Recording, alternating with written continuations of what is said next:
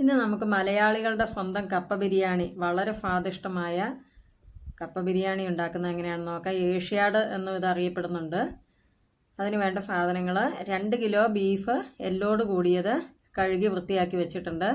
അല്പം കൂടെ നെയ്യൊക്കെയുള്ള മുഴനെഞ്ചൊക്കെ ആണെങ്കിൽ ടേസ്റ്റ് കൂടും. പിന്നെ മസാലയ്ക്ക് വേണ്ടിയിട്ട് 3 വലിയ സവാള സ്ലൈസ് ചെയ്ത് വെച്ചിട്ടുണ്ട്. ഒരു തക്കാളി, അത് ഓപ്ഷണലാണ്, വേണ്ടവർ ചേർത്താൽ മതി. 4-5 പച്ചമുളക്, ജിഞ്ചർ ഗാർലിക് പേസ്റ്റ് ഇത്രയും എടുത്ത് വെച്ചിട്ടുണ്ട്. ഇനി നമ്മുടെ ബീഫൊക്കെ വെന്ത് കിട്ടാൻ പാകത്തിനുള്ള ഒരു പ്രഷർ കുക്കർ എടുത്ത് അതിൽ ഒരു 3 ടേബിൾ സ്പൂൺ വെളിച്ചെണ്ണ ചൂടാക്കി അതിലേക്ക് കടുക് പൊട്ടിച്ചെടുക്കണം. ആദ്യം അവസാനം കടുക് താളിച്ച് ചേർത്താലും മതി, ഞാൻ എളുപ്പത്തിന് ചെയ്യുന്നതാണ് ഇങ്ങനെ.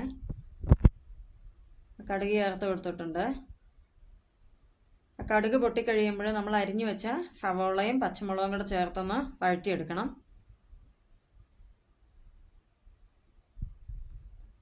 അതിലേക്ക് 1 ടീസ്പൂൺ ഉപ്പും കൂടെ ചേർത്ത് കൊടുക്കുക, ഒന്ന് പെട്ടെന്ന് വഴന്ന് കിട്ടാനായിട്ട്. ഞാൻ നന്നായിട്ട് ഇളക്കി യോജിപ്പിച്ച് വഴറ്റിയെടുക്കണം.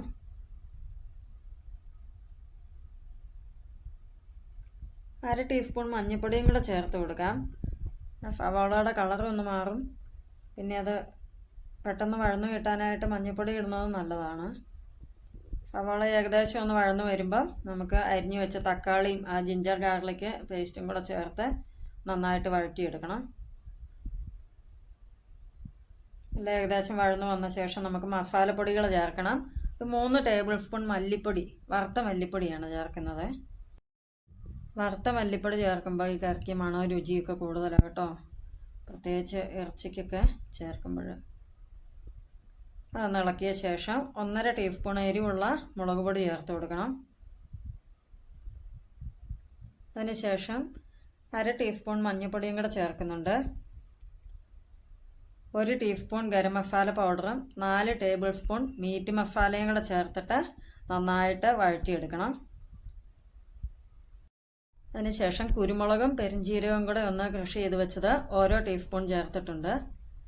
പിന്നെ മസാല എല്ലാം പച്ചമണം മാറുന്ന വരെ വഴറ്റി നമ്മുടെ ബീഫെല്ലാം കഴുകി വൃത്തിയാക്കി വെച്ചത് ചേർത്ത് എല്ലാം കൂടെ നന്നായിട്ട് മിക്സ് ചെയ്യണം. ഇനി ആവശ്യമായ ഉപ്പ്, 2 ടീസ്പൂൺ ഉപ്പും കൂടെ ഇപ്പോൾ ചേർത്ത് കൊടുക്കുന്നുണ്ട് ഞാൻ. പിന്നെ ഒരു പിടി മല്ലിയിലയും കൂടെ ചേർക്കാം. പിന്നെ ഇതിന് ആവശ്യമായ ചൂടുവെള്ളമാണ് ഞാൻ ഒഴിച്ചു കൊടുക്കുന്നത്. അത് നികക്ക വേണ്ട, ഒരല്പം താഴെ നിൽക്കുന്ന രീതിയിൽ നന്നായിട്ട് വെള്ളം ഒഴിച്ച് മിക്സ് ചെയ്ത് ഒരു 10 വിസിൽ വരുന്നവരെ ഒന്ന് വെയിറ്റ് ചെയ്യണം. 10 വിസിലെങ്കിലും വേണം അതൊന്ന് വെന്ത് വരണമെങ്കിൽ.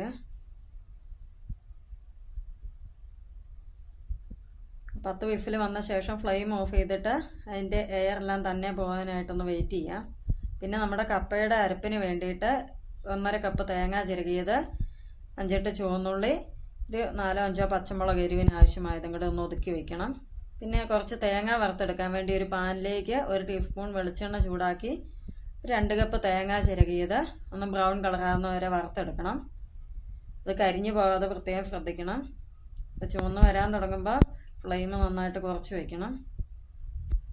നമ്മുടെ തേങ്ങ ഏകദേശം റെഡി ആയിട്ടുണ്ട്. ഇനി കപ്പ കഴുകി വൃത്തിയാക്കി കൊത്തി നുറുക്കിയ കപ്പ നേരത്തെ വെള്ളം ഒഴിച്ചൊന്ന് വേകാൻ വേണ്ടി വെയിറ്റ് ചെയ്യാം.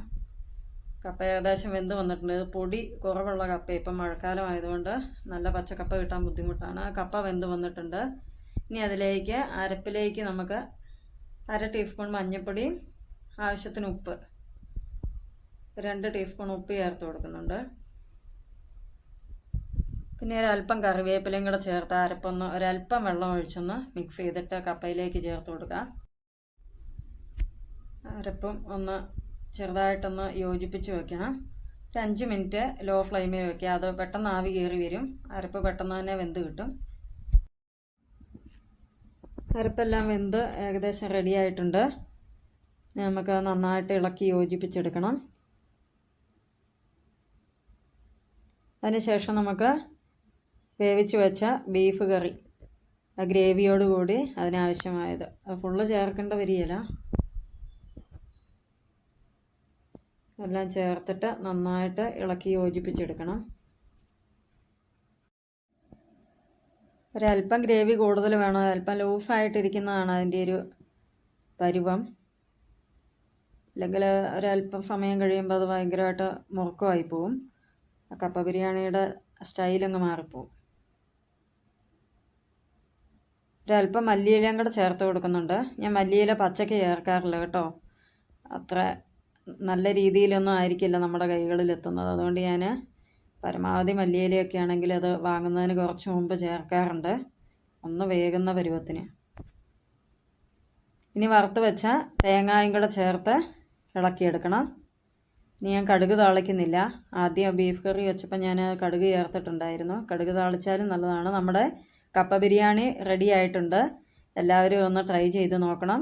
ഈ ചാനൽ എല്ലാവരും ഒന്ന് സബ്സ്ക്രൈബ് ചെയ്യണം കേട്ടോ. എല്ലാവരും ലൈക്കും കമൻറ്റും ഒക്കെ ചെയ്യണം. ഉണ്ടാക്കി നോക്കിയിട്ട് ഫീഡ്ബാക്ക്സ് അറിയിക്കണേ. താങ്ക്